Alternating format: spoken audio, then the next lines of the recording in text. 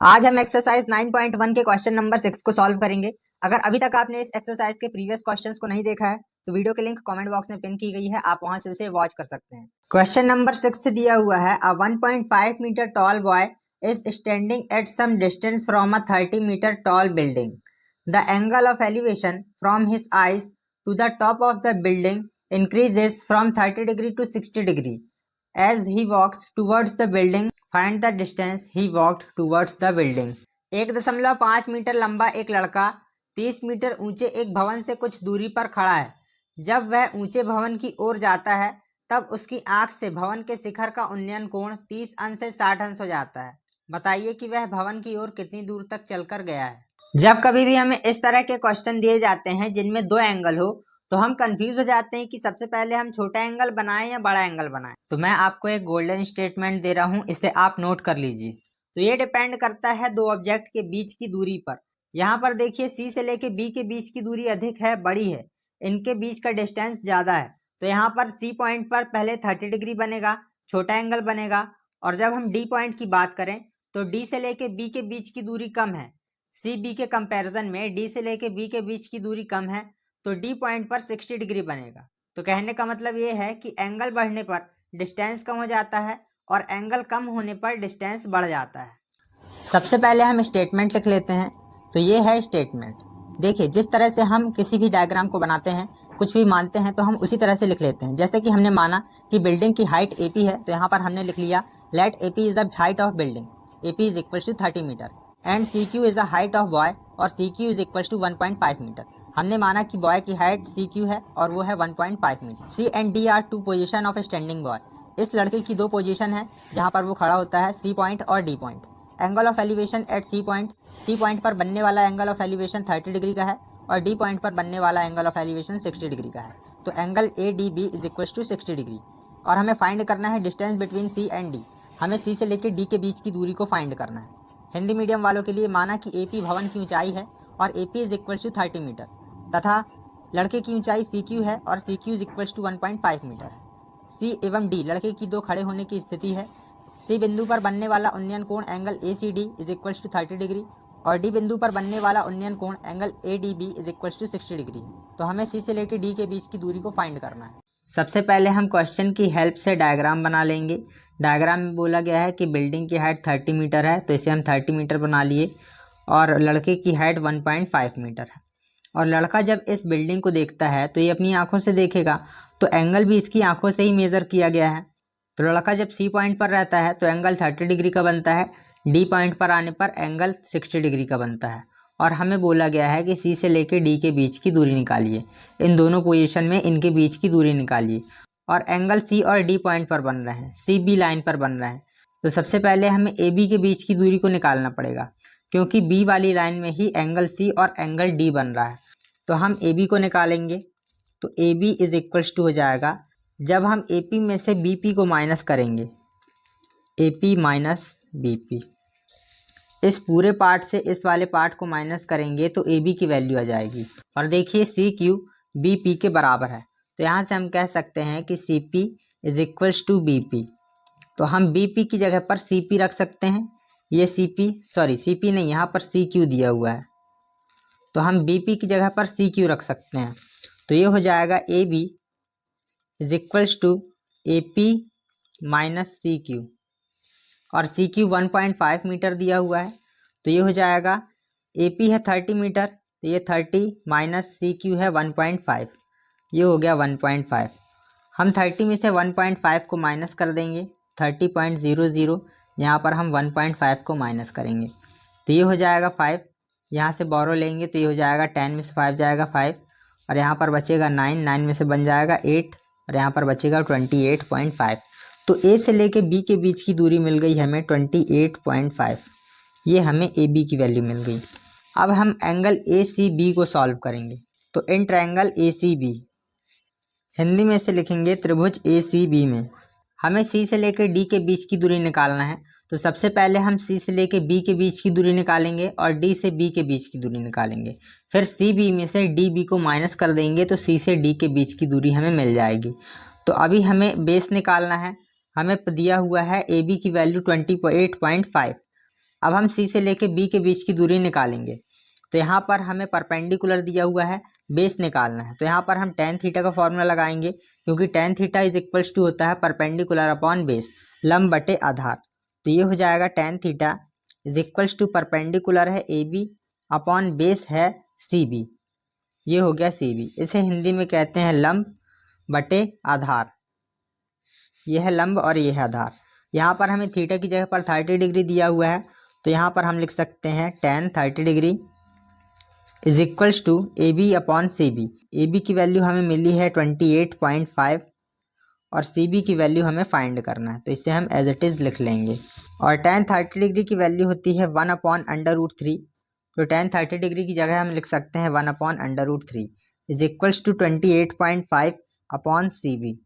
अब यहाँ पर हम इनका आपस में क्रॉस मल्टीप्लिकेशन कर देंगे। सी बी का इंटू हो जाएगा 1 के साथ, √3 का इंटू हो जाएगा 28.5 के साथ।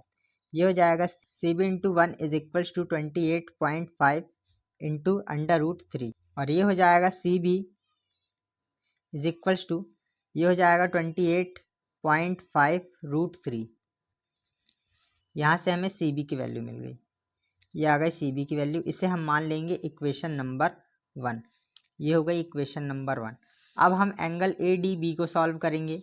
तो in triangle A B D में, हिंदी में इसे लिखेंगे त्रिभुज ए बी डी में, जब हम एंगल ए डी बी को सॉल्व करेंगे तो हमें डी से लेके बी के बीच की दूरी फाइंड हो जाएगी। और यहाँ पर भी हम tan थीटा का फॉर्मूला लगाएंगे, क्योंकि हमें डी बी की वैल्यू चाहिए।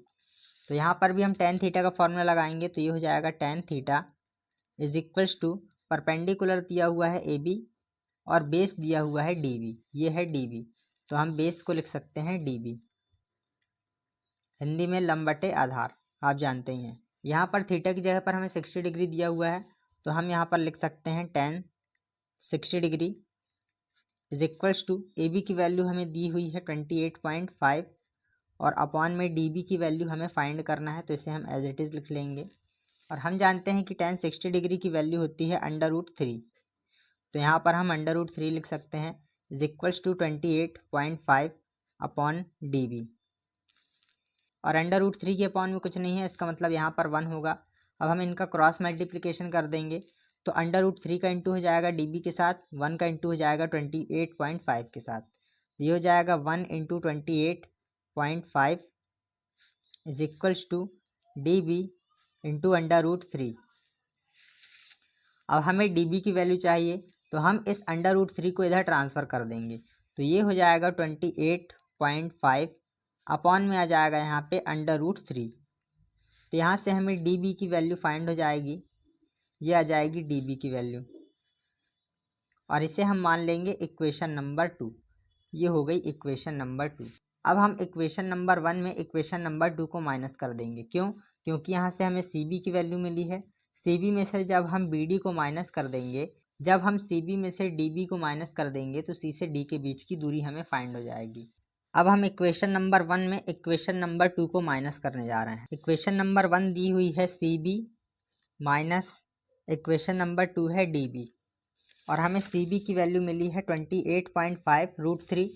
ये हो जाएगा 28.5 √3 और माइनस डी बी की वैल्यू हमें मिली है 28.5 अपॉन √3। ये हो जाएगा 28.5 अपॉन √3। देखिए, सबसे पहले तो हम यहाँ पर एलसीएम लेंगे। तो 28.5 √3 के अपॉन में कुछ नहीं है, इसका मतलब यहाँ पर 1 होगा। और जब हम इनका एलसीएम लेंगे तो इनका एलसीएम आ जाएगा √3। जब हम √3 में 1 को डिवाइड देंगे तो √3 आ जाएगा। और √3 का जब हम ऊपर इंटू कर देंगे तो √3 का √3 के साथ इंटू हो जाएगा। तो यहाँ पर हो जाएगा 28.5 √3 इंटू √3। माइनस का साइन लगा है, तो हम यहाँ पर माइनस का साइन लगा देंगे।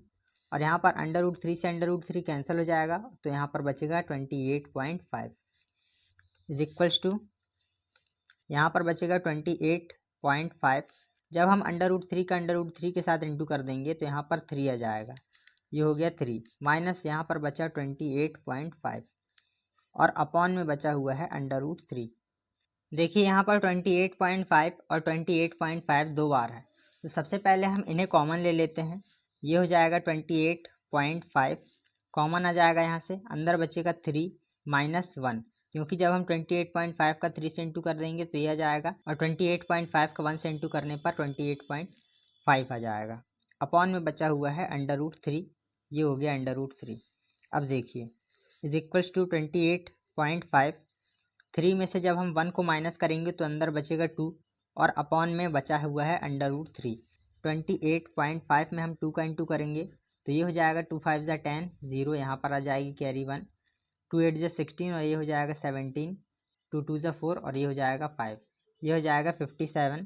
तो जब हम 28.5 का 2 से इंटू कर देंगे तो यहाँ पर आ जाएगा 57.0 अपॉन √3, और यहाँ पर √3 अपॉन में आ रहा है, तो हमें इस अंडर को हटाने के लिए ऊपर नीचे हम √3 से इंटू कर देंगे। तो multiplying by √3 in numerator and denominator, अंश व हर में √3 से गुणा करने पर अगर कहा जाए तो ये भी आंसर सही होगा, लेकिन अगर हम √3 से इंटू ऊपर नीचे कर देते हैं तो ये वाला √3 गायब हो जाएगा।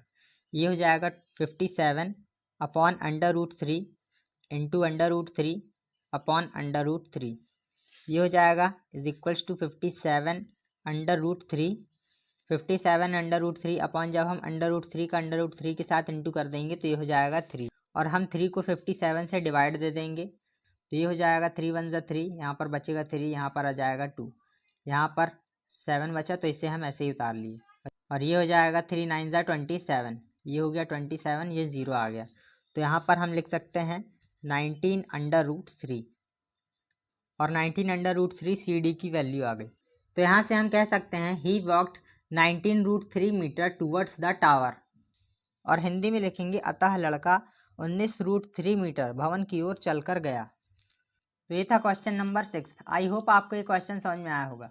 अगर आपको ये क्वेश्चन समझ में आया है तो वीडियो को लाइक कर दीजिए, और ऐसे ही इन्फॉर्मेशनल वीडियो को सबसे पहले देखने के लिए चैनल को सब्सक्राइब कर लीजिए। मिलेंगे अगली वीडियो में, तब तक के लिए बाय बाय, टेक केयर।